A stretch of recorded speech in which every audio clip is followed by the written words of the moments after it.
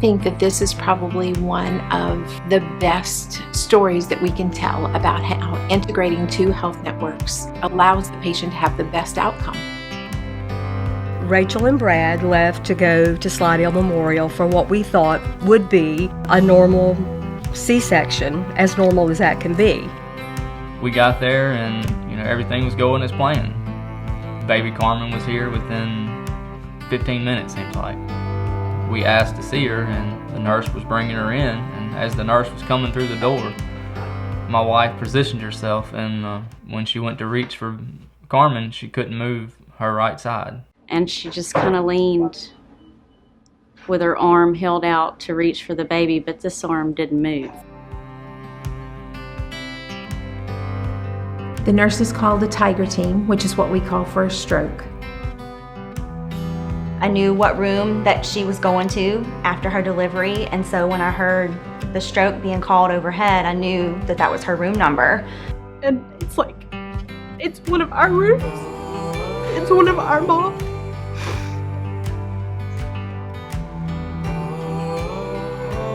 My telephone rang, and it was my son. He said, "Mom, I need to talk to you." And I said, what's going on, son? He said, "Mom, Rachel's had a stroke and she's dying."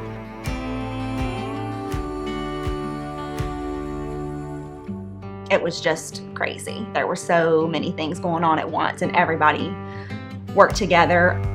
People came from everywhere to help Rachel. The labor and delivery staff, the ICU staff, the nursery staff, the hospitalist was there, the OB doctors were there, anesthesiologists were there, the pulmonologist was there, the Ochsner neurology team and neurologists were there. It was the best demonstration of teamwork. It really took the whole hospital to make this happen. It was the combination of Libby recognizing the symptoms of her having a stroke, them getting the stroke team to her immediately, her being able to get immediate attention, and the expertise of the team that was, it just all fell into place. When we got to take the baby over to Rachel, we were able to get the baby into the ICU once she was more stable, undress the baby in the crib, and then get the baby over onto her chest. It was very beautiful and something that I'm very proud to have been a part of. And I was riding in with my coworker and friend Clint, and kind of thought of the idea about what if your dad came in, because Clint's dad had a stroke a couple years ago. From one FH victim to the next, it helped a lot. Once Rachel was stabilized, she was transferred from Slidell Memorial Hospital over to our inpatient rehab facility here at Ochsner Medical Center on the North Shore. She has trouble with isolating movements in her hands, and so some of the pencil grips will actually help you be able to put your fingers in certain positions. Rachel's doing great. One of the first things that struck me about her was her determination, as well as her level of family support.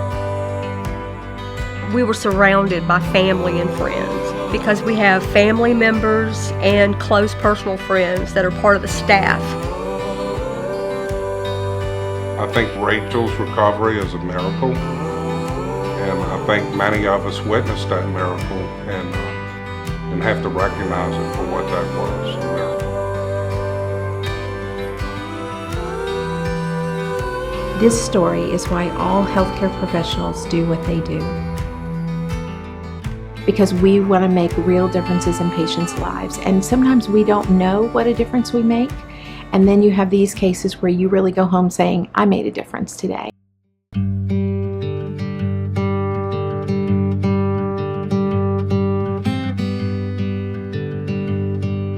Now that we have this network and this partnership, we're able to take the best of everything that we have in the community, and we're able to say, okay, Rachel, we got you.